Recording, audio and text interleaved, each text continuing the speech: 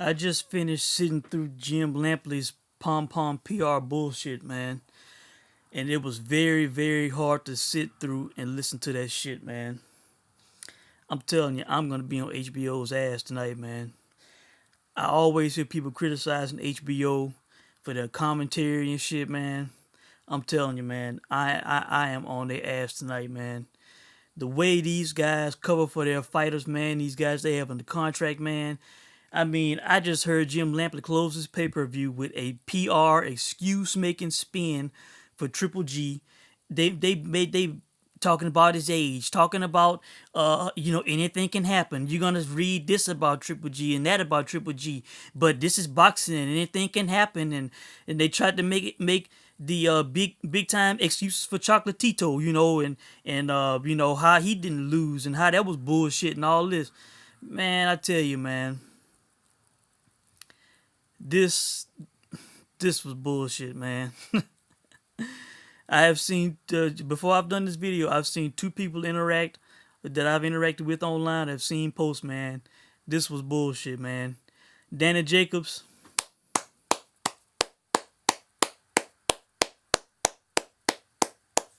congrats to you, man. You are the uncrowned WBA, WBC, and IBO middleweight champion.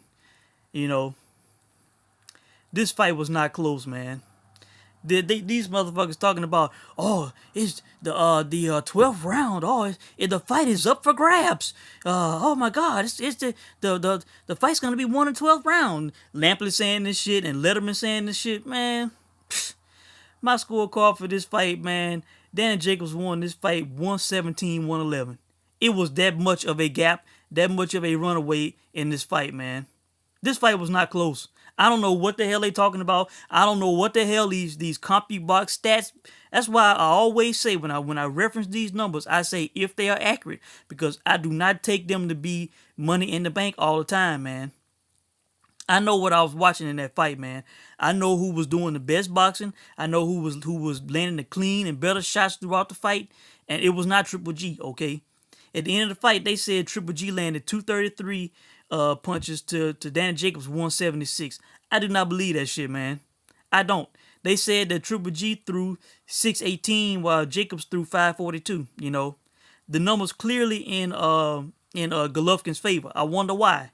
You know, I tell you, man. You know, this is my opinion. I have no proof of this, but this is my opinion, man. This HBO shit is smelling bad. It is smelling corrupt, man. It is not smelling good. You know, this is their guy fighting a PBC guy, a guy who has been fighting on Showtime and the PBC networks, okay?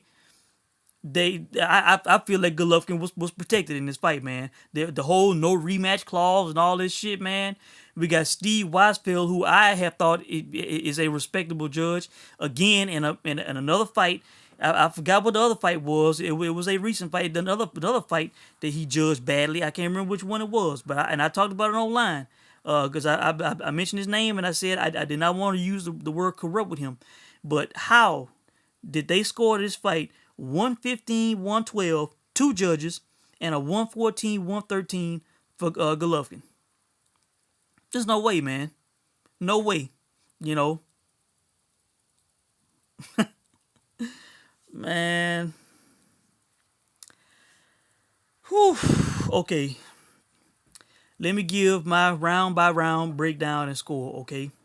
Round 1, 10-9, Jacobs. Threw more, landed more. Round 2, 10-9, Jacobs. More active, landed more. Round 3, 10-9, Jacobs. Golovkin was winning till Jacobs landed flush at the end. Round 4, 10-8, Golovkin. Big mistake I have in capital letters. Big mistake by Jacobs. He was on the ropes before his ass got knocked down, and I questioned out loud, why is his back up against the ropes? And shortly after that, he got knocked down. Okay, so that was a big mistake by Jacobs. He lost that round, 10-8 for Golovkin. Okay. Round 5, that was a 10-10 round. Okay, I scored it even. Golovkin controlled beginning. Jacobs landed good. Okay. Round 6. 10-9 Jacobs. Let's see. Jacobs landed good in the second half in the 5th round. Okay, I left that part out. Okay, so that's why I had an even round. Round 6, 10-9 Jacobs. Clear win for Jacobs. Right hook is open, which he did not throw a land, but it was open. He landed more, okay? Round 7, 10-9 Jacobs. More active, landed more. I have this round circled because it was a terribly judged round by Harold Letterman. He scored that round for Golovkin. And I was like, what? So I scored that on my scorecard, man, because he was way off the mark. He scored at 114, 113 for Golovkin, I believe. That round should have went to Jacobs, and on his scorecard, Jacobs should have won this fight, okay? That was a terrible round scored by Harold Letterman, okay? Clearly. Go back and look at it. All right. Round 8, 10-9 Jacobs. Jacobs winning with boxing. Stayed in the middle of the ring at the end too long. Wanted to go toe to toe. He did make a mistake in that round. You know, man, as long as Jacobs was boxing and moving in this fight, man, he was too much for Golovkin. Golovkin could not get close, could not land, his powerful punches that he used to put people away with. Jacobs was everything that I said he was. He was the bigger, longer man, taller, the longer reach, better athlete, the faster hands. He was throwing more combos, keeping Golovkin at bay. I mean, I tell you, as long as Jacobs moved and boxed in this fight, this was all Jacobs. Okay. Round 9, 10-9 for Golovkin. Jacobs was winning and gave it away, as his trainer said. That's right, his trainer did say that. When he went back to the corner, he said exactly what I was thinking. He was not moving. He planted in the middle of the ring. He was winning at first, and then as the round was ending, toward the end of the round, he just planted himself in the middle of the ring, and Golovkin was teeing off on him, okay? Round 10, 10-9 Jacobs. Close, but Jacobs landed more, okay? Round 11, 10-9 Jacobs. Golovkin started well, but Jacobs took over. Round 12, the so-called round that they said was going to decide the fight, 10-9 Jacobs. Golovkin looked good in the beginning. Jacobs closed well. And that added up to a 117-111 scorecard, man. This was not a close fight. Danny Jacobs won this fight going away. Golovkin needed to knock him out, I did not think this fight was going the distance. I did not think this fight would see the 9th round. I lost money on this fight. Hell, I was starting to think, I was like, man, I made a mistake not playing the money line, because Jacobs was clearly winning the fight, and it looked like it was going to a decision unless somebody landed a hard, heavy punch out of nowhere, okay? And at times, it looked like Jacobs could have been making mistakes and could have, possibly got caught with some shit, okay? But he survived, and this guy won this fight, man. If I would have played straight up Jacobs on the money line, I tell you, man, this guy should have been given this decision in New York, man. There's no way this guy lost this fight, man. I don't care. I don't give a damn what HBO says, what Harold Letterman says, with his HBO favored scorecard, in my opinion, with HBO and favoring their house fighters, giving them built-in excuses and shit, propping them up, spoon feeding them questions and shit, man. Oh, Triple G, you was wanting to go the distance with Jacobs? Yeah. I was kind of wanting a tough fight, Bullshit, man. I tell you, these motherfuckers made me sick tonight, man. Now I see why people be criticizing HBO, man. This was a terrible job by them, man. I'm tweeting this shit to HBO Boxing, man. Y'all motherfuckers, man. This shit was not right, man. Y'all need to stop being biased for y'all fighters that y'all have on the contract, man. I can see that shit. Everybody can see that shit. Fighting this PBC guy, your competition, the guy that's been on Showtime and network TV, and y'all gonna job this guy like this. Nobody at the end of the fight, nobody said that this guy won. It was a close fight, but Triple G won. Bullshit, man. I don't give a damn what they say. I don't give a damn what the comic box number said. Dan Jacobs won this fight, man. This 233 to 176 shit. How did Golovkin land more punches when he could not close on the man? Jacobs was boxing well on the outside, keeping him at bay. I thought clearly he threw more, Man, it's no way. These numbers are fucked up, man. I think they are reverse, opposite. I think this 233 and 618 is what they mean for Jacobs, not for Golovkin, okay? Terrible. New York, shitty job. 3 judges, shitty job. I have no proof of this, but in my opinion, I smell corruption. The shit does not smell right. They wanting this damn Canelo Triple G fight so bad, they plugged the shit at the end. Roy Jones talking about these two rematching, and Lampley like, oh no, no, you know, if Canelo gets past Chavez, we are getting that fight. Canelo and Triple G, he loves him some goddamn Triple G. He is so biased and he loves Triple G, man. You know, the guy said in the goddamn preview show that he be texting Triple G and shit, man. Or 24/7, one of them. I can't remember which one. But man, this is bullshit, man. Absolute bullshit. Dan Jacobs, man, you won this fight. You won this fight going away. You're the uncrowned champion, Golovkin. His knockout streak ended. His oath should be gone. This motherfucker lost this fight. And I am convinced now more than ever. I have always said, while people was talking about, oh, man, he'll knock out Canelo and all this shit. Man, Canelo was like 10 years younger, man. And is a hell of a hitter who loves to go toe-to-toe, who can stand in the pocket. Man, and he can fight backing up. He can fight defensive also. He has developed that Mayweather type shell. He learned from Floyd, okay? Look, man, I'm not gonna say Canelo would knock out Golovkin. He is aging. It is a good possibility. But I tell you, man, Canelo is a proud Mexican. He loves to go toe to toe. He loves to stand still and go toe to toe with people, man. Golovkin, man, I'm telling you, I got Canelo winning that fight big time, okay? And I am convinced now more than ever that Floyd would school the shit out of Golovkin. With Danny Jacobs' big ass moving around like he was moving, man. If Floyd just move, if his legs are still good enough to move, he could move on Golovkin, man. Have Golovkin missing all night with that defense, man, being up against the ropes and shit, man. I tell you, I'm convinced now more than ever Floyd would beat Triple G. Would school him and make him look bad. I am convinced of that shit, man. If he still has in the tank what he had, when we last saw him, okay, But his problem is he does not step up to take these type of challenges. This guy, he wants to take the quote unquote easy route. His whole hard work and but not taking on the big challenges and shit. At the right times, okay? But Golovkin, man, I tell you, man, I thought the strategy would be to move forward on this guy. I think you can beat him moving forward, but Jacobs showed that you can outbox this guy moving, staying on the outside, keeping him at bay, and just surviving, man. High volume. I tell you, this bullshit, man. Jacobs won this fight. Okay, now let me go to the co-main event, man. I made a video during the first fight on this card, okay? Well, I talked about Chocolatito and Wangek. I'm gonna call him. I'm not gonna call him by the name that they called during the fight. Wangek is his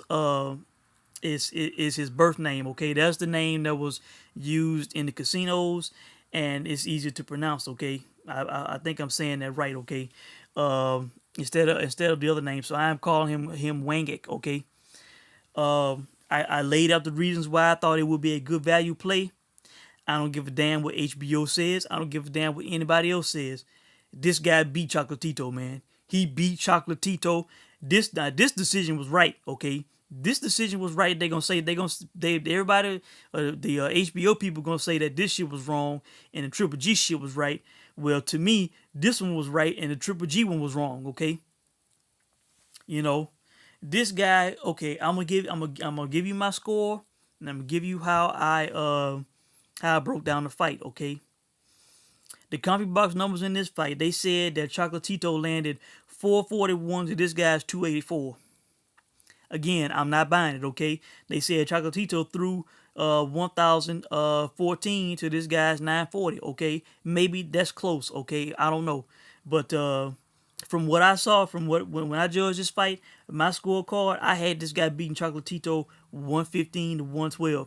This is not the weight division for Chocolatito.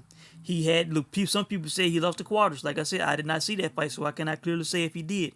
But people said that he lost to Cuadras, okay? And we saw what his face looked like. It was all puffed up and shit, okay? For to say he was number one pound for pound, his ass looked beat up. And I think Cuadras did not look that beat up at all, okay? If I remember correctly, okay? At the end of the fight, I made a note, and this was before the decision was read. I said Chocolatito on the downside. These two super flyweight fights, have taken something out of him. You know, these were two tough fights against bigger guys, man. You know, and I have screwed the crowd who was booing this decision. Screw them. This was the right decision. Okay. If I believe I had this correct, the official scores was 113, 113 even, and it was 2 114, 112 for Wangek. Okay. Now, as I said, I had 115, 112. This is my score and my breakdown, okay? Round one, 10-9 for Wangek, okay? He knocked Chocolatito down in a clear knockdown. Hit him with a body shot. Chocolatito fell on his ass, okay? 10-8 for Wangek, okay? Round two, 10-9 for Wangek. Close. Wangek controlled more of the round. Thudding punches. In the beginning of this fight, the punches that he was hitting Chocolatito with, you could hear that shit, man. This guy has real power. 38 of his 41 wins, now 42, but 38 of those wins were by knockout. This guy is like a super flyweight Manny Pacquiao minus the hand speed. If he had the hand speed and if he improved his footwork, he would be a 115 Manny Pacquiao. I think he should try to get with a better trainer. This guy could be a lot better than he is. I don't think he could develop the hand speed, but the guy has serious power. He has those Manny Pacquiao type calves, big calves on a 115 pounder, man. This guy has big calves. Cuadras told the HBO people that Wangek hit harder than Chocolatito, and you can see why. This guy has fought at his weight class longer, and his calves generate a lot of power.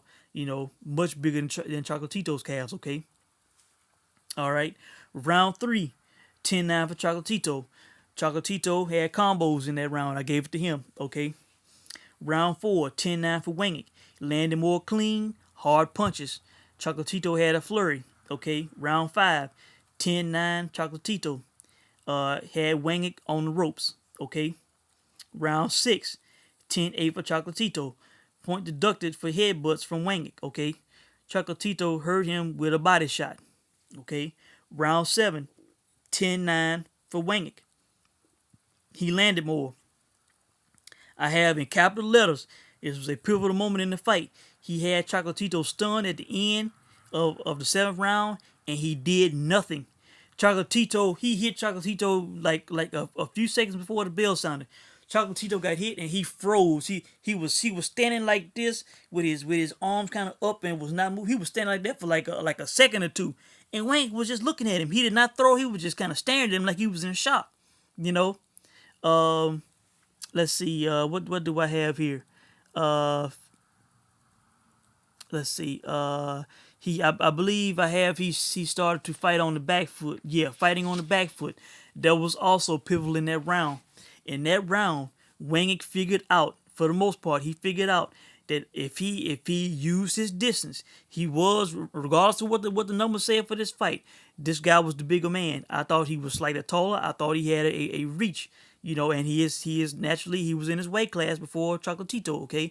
One of the reasons why I thought this was a good value play, and this guy was a world champion, not no damn silver champion. I don't know what they was talking about, okay? His box record says that this guy was a champ, okay? And from the pre-fight stuff that I was hearing, they said that this guy would be a serious challenge for Chocolatito. So I thought, I put all these things together. Chocolatito had a rough fight. You know, this guy was naturally bigger, had been in his weight class. I'm like, shit, at the odds they're giving, why not put something small on it, you know? So in the 7th round, he started fighting on the back foot more instead of staying close to Chocolatito, okay? Round 8, I had 10-10, even, okay? Round 9, 10-9 for Wangek, okay? I have him landing more hard, effective shots in round 9, okay? Round 10, 10-9 for Wangek. Back foot game working, okay? Chocolatito landed combo at the end, but Wangek control the round, okay? Round 11, 10-9 Wangek, okay? Back foot game is winning. Is a winner I have. Hitting and not getting hit. Okay. Round 12, I gave 10-9 to Chocolatito. Okay.